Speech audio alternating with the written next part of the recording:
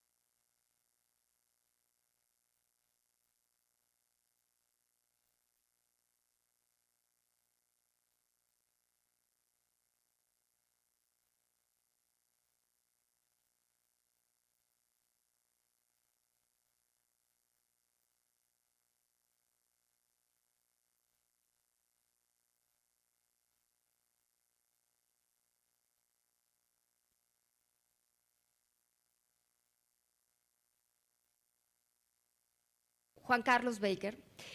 Juan Carlos, I think that you may answer in Spanish or in English, whatever you want. We are very important players, not only in the world, as Thomas was mentioning, but for the US and for Canada, for our main trading partners. We're seeing a continuous trend towards more protectionism. Maybe it has different names, but we're moving towards that in the world. Not only, I mean, it's not only Europe, it's not only the US, it's not only some countries in Asia. What's the role that Mexico, what are the needs that Mexico needs to address in order to be a good trading partner with our main partners as the US and Canada? Thank you, Valeria, for that. Thank you for the invitation on this panel. Thank you also for the effort on putting out an analysis so comprehensive as this one in such a timely moment as right now. Emilio, Thomas, nice to be here with you guys. There's a lot to unpack in those questions. Let me just first tell or say that the very fact that we are speaking about an industrial policy represents changes that about 10 years ago, maybe 8 years ago, were not even possible. When I was studying, not gonna tell you how many years ago, but when I was studying, speaking about industrial policy was actually not cool, right? Because it meant, or people assumed, that it meant, just wasting resources, making companies inefficient, and several other things that were, demonized at the time. But and all of that went hand in hand with a discussion that countries needed to be open, competitive, that companies were now global players, so on and so forth. At least that was the narrative that we were fed back in those days. But if trade policy sort of killed the industrial policy discussion, then fast forward that maybe 20, 25 years, and it was national security, the element that revived industrial policy. Maybe it never went away, but it just was, on the back of our heads. So the fact that we are speaking about these issues right now, and as Thomas correctly pointed out, if we are now sort of forced of choosing between if you are team Beijing or team Washington, it very much is because the national security concern permeates on all of that, okay? So the question really is, how does Mexico fit in that geopolitical world? How can we reconcile, if you wish, our commercial and trade realities with those geopolitics? It's very complicated. I mean, if it was easy, we wouldn't be on this panel to begin with. But I think that the new industrial policy, and you say so in the document, please do read it. It's full of wisdom. And you say so in the document. The path for Mexico is to continue with an open economy. It's to go on to the digitalization of several economies. Clearly, investments are needed. That's probably a big question in Mexico's case, because resources, they're never abundant, but in Mexico right now they are particularly lacking, and thus the way that I believe Mexico could reconcile all of this is, on the one hand, define what are its own priorities, which industries we want to support for the reasons that we want to support, what other activities we might probably be much more open to have other participants, investments, and so on. But all of that, and this is the key question, all of that, do it in a way that is consistent with our trade agreements, okay? That is still very much an open question, because if you go right now and if you open the text of the USMCA or the Trans-Pacific Partnership or any other agreement for that matter, you won't find an industrial policy chapter, okay? Which, to my view, at least, should be the next sort of evolution of trade agreements, just as much as the agreements that were negotiated back in the late 80s and early 90s did not contain any dispositions on labor or environment, because at that point the discussion was just not going there. Again, in the 21st century, I believe that having that discussion in tandem with the trade discussion is long overdue. That is going to sort of clash as well, and I'll stop after this. That is going to clash in a way with the multilateral obligations. The WTO still exists, for those that you were wondering. The World Trade Organization is still around, having its own challenges. But clearly, the playbook, and this is not me, it's been said all over, the playbook for international trade is currently being rewritten by China, yes, but also by the US and other players that we haven't really mentioned at all, India, Brazil, and other countries as well. So I believe that the discussion is worthy. I believe that the report does a fantastic job in trying to reconcile those two elements. Mexico certainly needs to make its own mind, regardless of Washington, Beijing, Brussels for that matter, and based on that, start working around our commitments. Juan Carlos, Mexico, as of course everybody knows, is a main trading partner right now of the US. 80-something% of our exports go to the US. The main, our FDI flows basically come from the US. So our relationship with the US is very deep. What role, and I'm going to ask you to take out the crystal ball and predict the future, what role will Mexico play in the future? Are we going to just be a receptor of our FDI?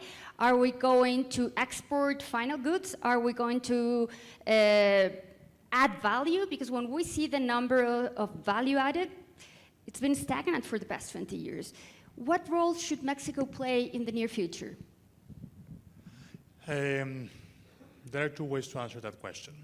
The positive, optimistic, unicorns and rainbow kind of way. Very realistic. Is there a realistic point of view? No, no. And the other one. Look, I think that clearly, and I fully agree with Emilio, Mexico is part of North America. We are bound to the US and Canada, not only because of the economics and trade and investment. I mean, when I see how some, especially my students, hopefully none of my students is here, because that means that they're not at class. But when I talk with my students on this, and sometimes it usually comes a question, the U.S. is a decadent country. We should be doing more with the countries that are going to be in the future the most important. You know how the argument goes. My answer immediately is, well, there's only one country where another 30 million Mexicans live, and that's the U.S. We share borders with the U.S., not with China, South Africa, what have you. So I agree that there will always be this link with the United States, and our fates are, in a way, interlinked. So based on that, and obviously assuming as well that Mexico's value or attractiveness, if you wish, is directly linked to our proximity to the U.S., what's it going to be like in the next few decades for Mexico in terms of investment and in terms of trade? I believe that we will continue to be a very important player worldwide in trade and investment. I believe that all this geopolitical situation has, in a way, reinforced Mexico's importance because of the intrinsic values that we have. But the question really becomes, how far do we want to take it? Meaning, with a couple of policies, and here again, your report makes a great contribution on this. With a couple of policies well channeled, Mexico, I believe, can do so much more. We are now speaking with this nearshoring concept, which I confess I have now grown sort of uncomfortable with it because it's nothing and it's everything, so I don't really know what it means anymore. But it's been thought around as the next big thing happening in Mexico. We can debate it, of course, but the thing is that when we are speaking about attracting investment, why do we speak about 45 billion? Why do we speak about 60 billion? Why not 100 billion? Or why not 120 billion? And I think that the reason we don't do that is because we know deep down inside that there are things that Mexico has not done, which prevents us from getting to those, realistically speaking, from getting to those levels of investment and trade. And that is, I won't repeat them, all of you guys know this. Infrastructure, of course, energy, water, rule of law, so on and so forth. So are we going to continue to be playing a super important role? I think so. Is that going to be the answer, or is that going to be conducive to the social problems and to solve the many things that Mexico needs? Well, I believe that is entirely upon us in Mexico if we make the right decisions. Now, the opposite of that scenario is one in which we basically destroyed everything that we have achieved in the past 4 decades. And Nassim Taleb speaks about the black swan, and maybe a couple of those swans are now swimming in Chapultepec, just across from the street now, because we are seeing how very quickly several policy decisions can just swipe away decades of very conscious efforts of policy building. And it will probably be, in that scenario, something that we might not probably come back at all. Once that confidence is lost, once that we have, dilapidated the most expensive currency that exists worldwide, which is trust, again, gaining that back is super complicated. Thank you, Thomas. Well, Juan Carlos, time is running up. So we have talked about energy, about talent, about rule of law, about migration now.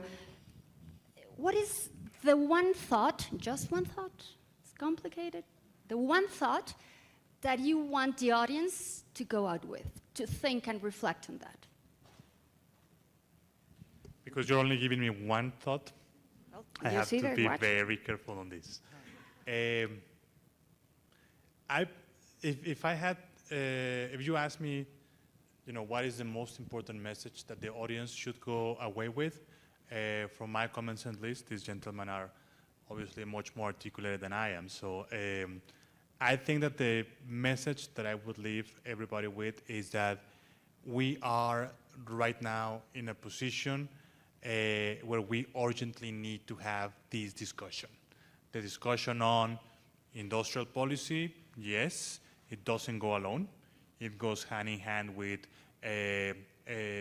certainly trade policy, investments, education, several others. If in the past or in the recent past we have been unable or very much pressed to get to common understandings, and I mean the politics of this, we all know what to do. This is in a way overdiagnosed. It's the politics that have made complicated to move forward. If there is one element that probably can galvanize all of these discussions right now and facilitate those agreements, those political agreements, it might be industrial policy. And if that is the way of doing it, well, it's all good for me. But let's not believe that this is going to be easy or that we are just going to magically come to agreements. It has to be done, yes, but the road can be super thorny. There's a big homework that we have to do.